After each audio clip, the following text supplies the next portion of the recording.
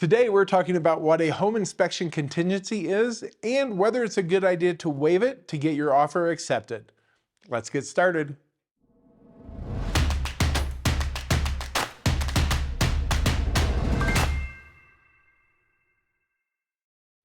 In today's real estate market, buyers seem to be fighting an uphill battle, competing with multiple offers on a historically low number of homes available. And while competing on price is often the primary focus, there are many other terms and conditions that buyers can use to make their offer more appealing to sellers. Hi, I'm Jeff Abel with the Abel team here in beautiful Estes Park, Colorado, and today I'm sharing about one of the strategies that buyers are using more and more often, waiving the home inspection contingencies.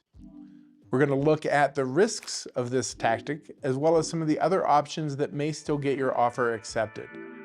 When making an offer, it's important to understand what the home inspection contingency is. In the Colorado contract to buy and sell real estate, the buyer has the right to conduct an inspection unless otherwise stated in the contract. There are also 3 dates that are associated with the home inspection contingencies.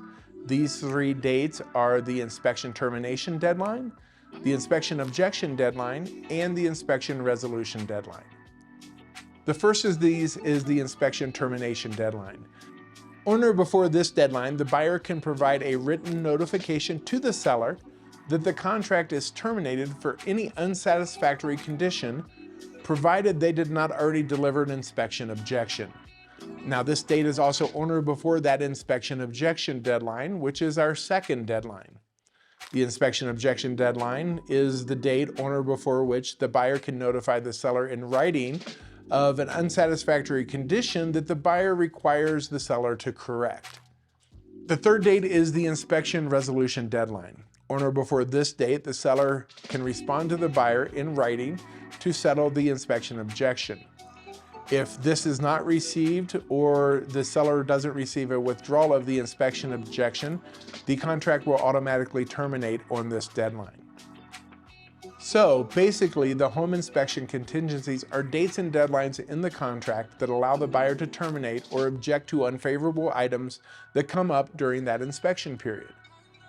The question then is, should you waive your home inspection and the contingencies when submitting an offer to increase your chances of getting it accepted? The short answer is it really depends. It depends on how familiar you are with the property you are making an offer on, how experienced you are in buying and evaluating real estate, and what you're going to be doing with that property. And it also depends on which contingencies you are fully waiving and which ones you may make adjustments to in the additional provisions. We never recommend that you fully waive the inspection itself. You as a buyer have the right to have the property inspected, and we encourage our buyers to do so. We also advise against waiving the inspection termination deadline, as this does not allow the buyer an option to terminate should something major come up during the home inspection. In some cases, it might be appropriate to waive the inspection objection and resolution contingencies to make the offer more attractive. Essentially, in this case, you're saying you want to do the inspection so you know what you're buying, but you reserve the right to terminate the contract based on the results of that inspection. But that you're not going to ask the seller to address any of those concerns. While this might look like a good option on paper, it may not be attractive to a savvy seller because it does not allow them to address any items that they might otherwise be willing to do, thus killing a deal that could be salvaged if the objection contingency was not waived. More often than not, we prefer a strategy that reserves the right to conduct the inspection, and we include an additional provision in the contract that indicates that the buyer reserves the right to submit an inspection objection, but that those objections will only be related to health and safety issues.